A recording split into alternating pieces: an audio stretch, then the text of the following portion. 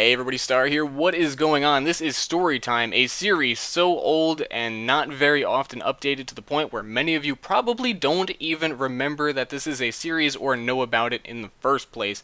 But basically what this is I tell some stories, some happenings from my life that don't really feel appropriate to be put up against, just random gameplay in the background. It's not really related to gameplay.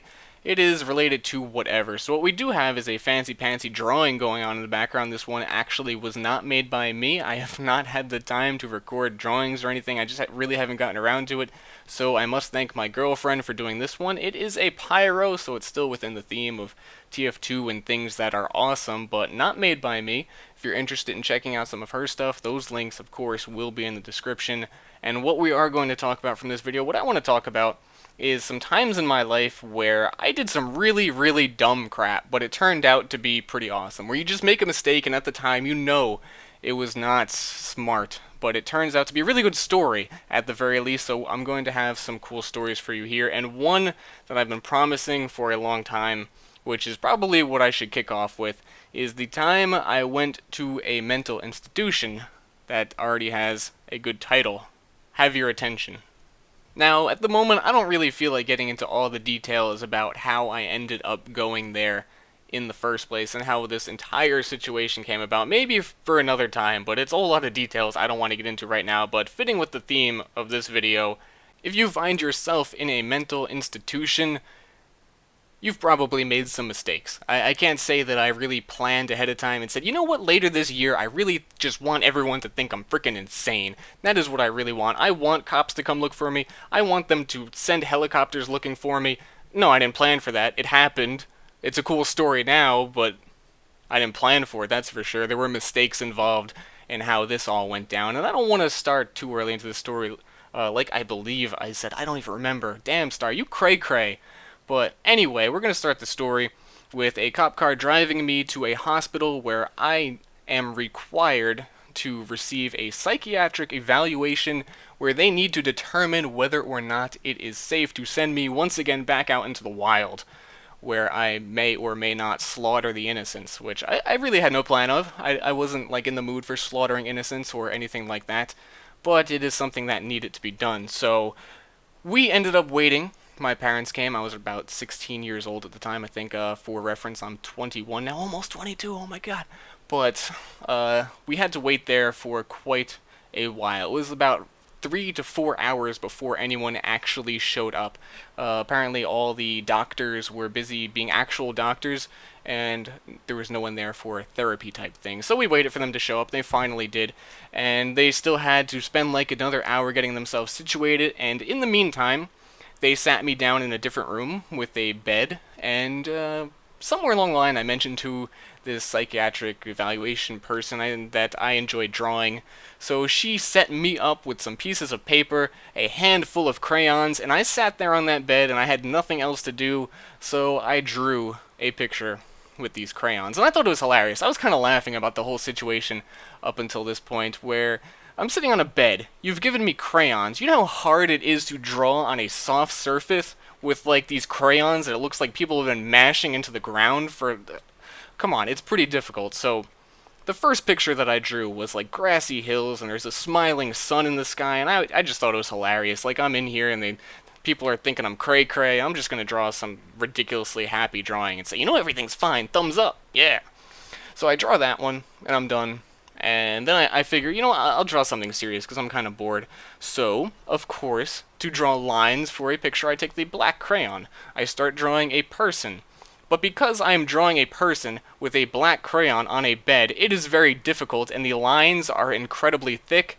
And when it comes to drawing the person's face, I pretty much have to draw like black circles for eyes. I mean, what else am I going to... legitimately, what else am I gonna do? There's no pencil, there's no nothing, it's crayons on a bed. And this is all extremely important, because when that person came back in there and collected the drawings from me, she brought them immediately to my parents in a different room and told them that I had drawn a picture of myself. And the picture of myself with the black eyes indicated that I drew myself without a soul. That is the conclusion she drew from this. She didn't talk to me about this. She immediately went to my parents, told them that I drew myself without a soul, but also threw in the fun fact that I had told her that I was hearing voices. What kind of person do you have to be to make up stories like this and to actually have a job doing this? I'm impressed. I am legitimately impressed that she has stayed out of the situation that I'm in, and she's not the one that needed help. And that actually kind of brings us to the point here that this situation, for me, is really shitty. Where did this person come up with that? I'm pretty sure at that point I wasn't crazy enough to like tell her I heard voices and then immediately forget that I heard them, or maybe had heard them but didn't tell her that I thought I did hear them. What? I don't know, but the point is, in messed up situations like this, some of like the dumbest moments of my life where things are just not going right are like the favorite moments of my life. If I had to like pick a top 3 favorite moments from my life, this is probably up there. It's extremely memorable. How many of you guys have had this happening to you? This type of thing, honestly. How many of you guys have been to juvenile mental asylums? Maybe some of you, but I mean, come on. It was a pretty awesome experience because, well, after that, we had to wait for another, like, psychiatrist to come in because clearly she was not qualified or something. I don't remember exactly what the deal was, but we had to wait for another person. He came in, he actually talked to me and tried to figure things out. And then we had to wait like another 8 billion hours, probably, honestly, about 8 hours, where I fell asleep.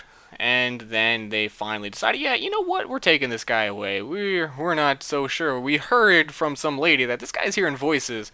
So they ended up actually taking me to a mental institution for juveniles for the weekend.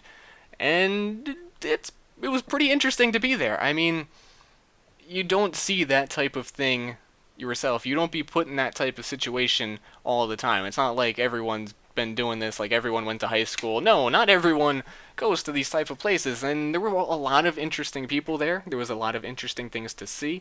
I can't remember a lot of them and like cite them all, but it was pretty cool to have that experience. Honestly, it's an awkward thing to be like happy about that happened in my life, but I definitely am. To look back on this, it's pretty cool. They don't let you have belts. They make you tie your pants with shoelaces, which really sucked for me because my shoelaces were like very dirty and I never really tie them. And I actually cut my shoelaces. So they weren't like even long enough, and I had really big pants. I had really, really big pants when I went there, so it was not an easy situation. They take like everything away from you. You can't have shoes. You might like bludgeon yourself with a shoe, and they are scared of that. So I don't know. It was honestly like a prison under the guise of we want you to be safe, where they just I don't even know how to completely describe it, but there were a lot of kids there as well that were like very young. I would say maybe 6 to 8 years old. There for I can't even imagine why like someone would be put in a place like this at that age. Like I don't know. They even had a school there and everything where these kids apparently needed to be here actually long enough that they would need to be schooled while at this location. Also, they help to confirm the idea that I have about myself that I am incredibly, incredibly unhealthy because every time someone would take blood from me, which was a lot of times, I would like feel like passing out. And yeah, I don't know specifically why that is. I'm not afraid of needles or anything, but I guess I'm just really unhealthy. Like literally one time they were taking my blood, I was sitting in a chair and I start to feel woozy and they walk me back to my room, and while walking back to my room my vision is cutting out and I should eat and like actually sleep sometimes. That seems like a brilliant idea. There's 2 things I really think maybe I should do more often. Like I should have a New Year's resolution to eat and sleep. That's a tough one. But I really wish there was more interesting stuff to talk about in this story. There really isn't. Once the weekend was over, they released me. They had like a council meeting where they sat me down in this long table and like everyone just drilled me with questions like, would you kill a baby if you had the chance? No. I guess he's alright to go. So I did end up leaving, and that was it. It was just like a quick weekend there. Pretty much everyone I talked to was in agreement, said, hey, you probably don't actually belong here. So yeah, you'll probably get to leave at the end of the weekend. And I did. I played Yu-Gi-Oh! With the kid in my room. It was, I don't know, just a lot of weird things happened. A lot of weird things.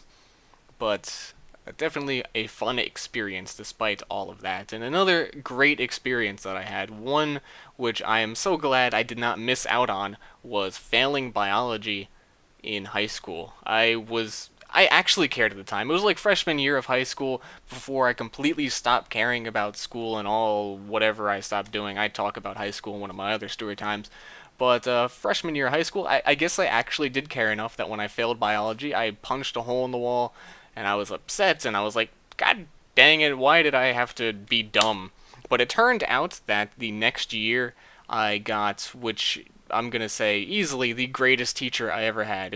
I love this class to death. It is such a good thing that I failed biology that I got to go into earth science because at the beginning of the next year when they're letting you pick your courses, or at the end of the year when they're letting you pick your courses, I'm not going to pick biology again. I just failed it by literally 1 point. I failed this class, and I hated the teacher all the way through, and she hated me too, so I'm pretty sure she had a huge smile on her face when that happened. But I ended up picking earth science, and when going to earth science class the next year, that class pretty much existed for people who had failed biology or other science classes. Every single person in that class was like, did not care. They were all hooligans. They all failed before, and nobody really gave a crap. It was pretty awful. But the teacher, he also knew this, and he was amazing. He loved to call every single person gym bags. That was his word. That was his insult of choice. Everyone, you're all gym bags. You're all tools and gym bags. And it still cracks me up to this time that all this stuff that this teacher did, and like insulting the kids that really didn't want to be there, all like the delinquents of the school, I liked him. He was an amazing guy. I don't know how to describe it to you guys, but he was pretty cool.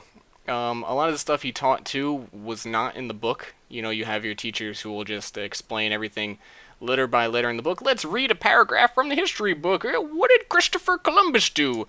Well, you're telling me you already know what Christopher Columbus did? Well, let's read about him again.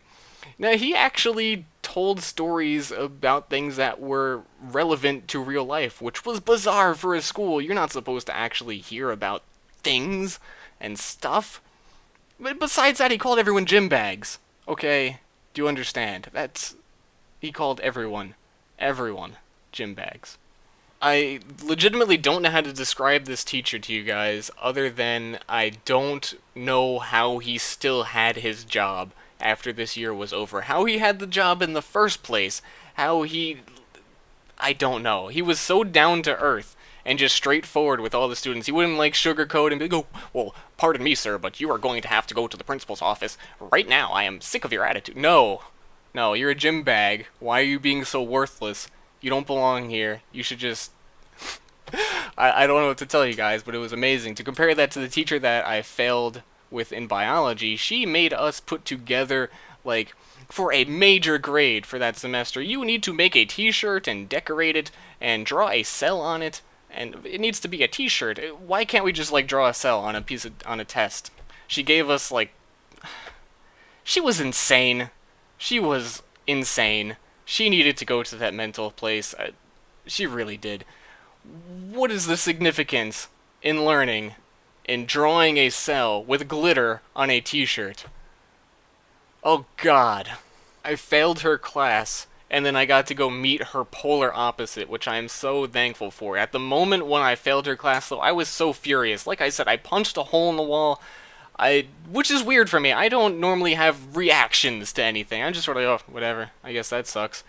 But as furious as I was in the moment, as disappointed as I was, I am incredibly glad that it happened. And I guess the overall point is, when something seems terrible, don't get all worked up about it. It'll be a cool story one day. It might turn out to be something you were thankful for. I don't know. I guess we're trying to look on the brighter side of things right now, and sunshine and all that stuff, and shout-outs to not hearing voices.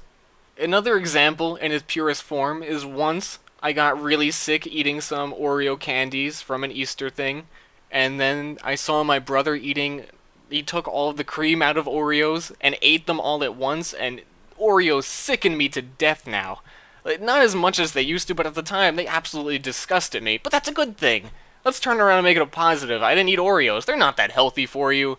Oreos. Now that's something we can all understand, and I hope you guys enjoyed this video. I'll catch you guys next time for the next story time, which, once again, I truly hope happens at a reasonable time. Seriously, I hope for that too. But, peace out, everybody. If you did enjoy the video, let me know. That'll probably help with the production of the next one. Peace out.